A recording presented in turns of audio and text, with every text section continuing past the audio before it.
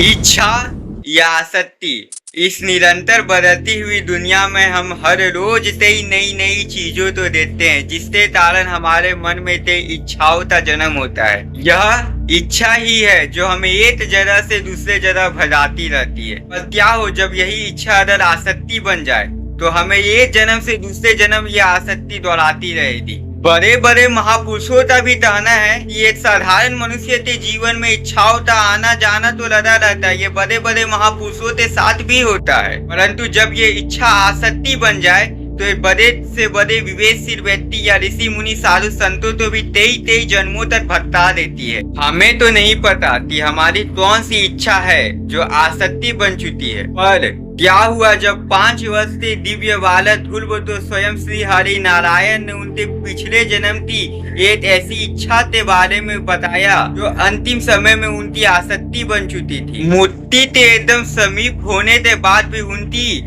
इस आसक्ति ने उनको एक नया जन्म लेने पे मजबूर कर दिया। नमस्कार साथियों, स्वागत है आपका मेरे चैनल पर। यह तथा ध्रुव के पिछले जन्म की एक ऐसी इच्छा जो दर्शाती है जो अंतिम समय में उनकी आसक्ति बन गई और नए जन्म का कारण बनी। ध्रुव राजा उत्तानपाद तथा उनकी प्रथम पत्नी सुनीति के प्रथम पुत्र थे, परंतु उत्तानपाद अपनी दूसरी पत्नी सुरुचि से सबसे ज्यादा प्रेम करते थे। जब एक बार सुरुचि ने ध्रुव को अपने पिता के दोस्त के ऊपर बैठे हुए देखा तो वो जलन के मारे ध्रुव के पास आई और 5 वर्ष से बालक ध्रुव तो अपने पिता की दोस्त से उतार दिया। कहा, अरे तुझ तो राजा बनना है और अपने पिता उत्तानपाद के दोस्त पर बैठना है तो तुझे मेरे गर्भ से जन्म लेना पड़ेगा। जब यह बात ध्रुव ने अपनी माता सुनीति तो बताई तो उनकी माता ने संपूर्ण बात तो सुनने के बाद ध्रुव से कहा, इस संसार में श्री हरि नारायण ही है जो हर पर उनका साथ देंगे। श्री हरि नारायण के सिवा इस संसार में दूसरा कोई नहीं है जो उनका साथ देगा। ध्रुव के अंदर अपनी दोनों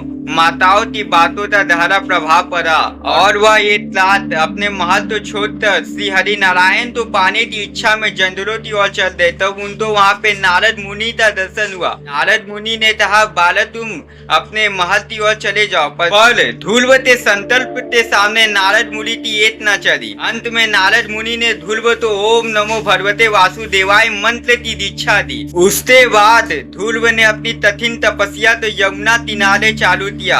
पहले महीने में उन्होंने 3 दिन में एक बार फलाहार करने का निश्चय किया, दूसरे महीने में 6 दिन में एक बार, तीसरे महीने में 9 दिन में एक बार, चौथे महीने में 12 दिन में उन्होंने एक बार फलाहार करने का निश्चय किया। 5वें महीने में ध्रुव श्वास लेकर ही अपनी कठिन तपस्या तो प्रारंभ किया। ऐसा करीबन 6 महीने तक चलता रहा। ध्रुव की कठिन तपस्या तो देखकर सभी देवता डर गए और वह भगवान विष्णु के पास जाकर कहने लगे, प्रभु धरती लोक में कौन ऐसा बालक है जो बहुत ज्यादा कठिन तपस्या कर रहा है। तो उन देवताओं की बातों तो सुनकर श्री हरि विष्णु ने कहा, डरने की कोई बात नहीं है, मेरा भक्त है जो थोड़ा अपने बल का प्रदर्शन कर रहा है, मैं अभी उसको जाकर अपना दर्शन दे देता हूँ। उसके बाद श्री हरि नारायण ने 5 वर्ष के बालक ध्रुव को अपना दिव्य दर्शन दिया। ध्रुव ने श्री हरि नारायण से अपने मुक्ति की कामना की, परंतु श्री हरि नारायण ने कहा, मैं अभी तुम्हें मुक्ति नहीं दे सकता जब तक तुम्हारे पिछले जन्म की इच्छा पूर्ण ना हो जाए। तब ध्रुव का कहना था, ऐसा कौन सा इच्छा है प्रभु जिससे कारण मुझे मुक्ति नहीं मिल सकती। उसके बाद श्री हरि नारायण ने ध्रुव से कहा कि तुम पिछले जन्म में एक बहुत ही सिद्ध ब्राह्मण थे, परंतु बाद में तुम्हारी मित्रता एक राजकुमार से हो गई। उस राजकुमार के तेज और ऐश्वर्य तो देखते तुम्हारे अंदर इच्छा जगी थी मैं भी राजकुमार बन पाता। यही इच्छा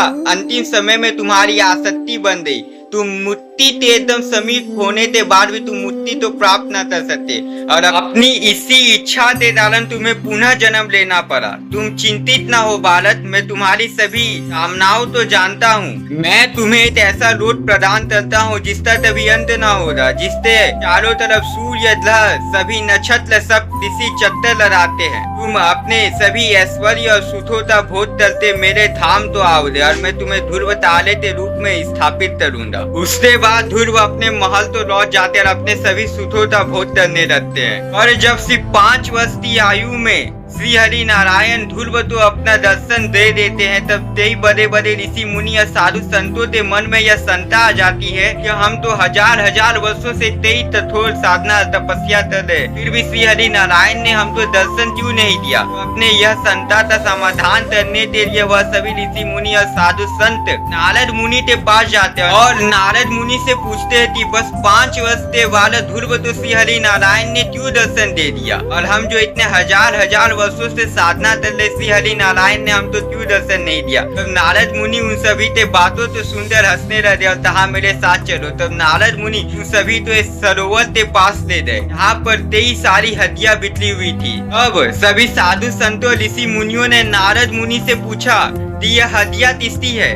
तो नारद मुनि का जवाब था यह हड्डियां ध्रुव की है। तो सभी ने कहा ध्रुव तो मात्र 5 वर्ष का है। तब नारद मुनि ने कहा यह सभी हड्डियां ध्रुव के पिछले 23 जन्मों की है। ध्रुव ने केवल इस जन्म की कठोर साधना से श्री हरि विष्णु तो प्रसन्न नहीं किया, बल्कि 23 जन्मों से वह कठोर साधना तपस्या करते आ रहे थे। इस कारण इस जन्म में उनको श्री हरि नारायण का दर्शन मिला। साथियों, केवल ध्रुव ही हमारे सनातन धर्म में ऐसे नहीं है जिनकी इच्छा अंतिम समय में आसक्ति बन गई और मुक्ति के एकदम समीप होने के बाद भी वह मुक्ति तो प्राप्त न कर सकते और उन्हें दूसरा जन्म लेना पड़ दिया।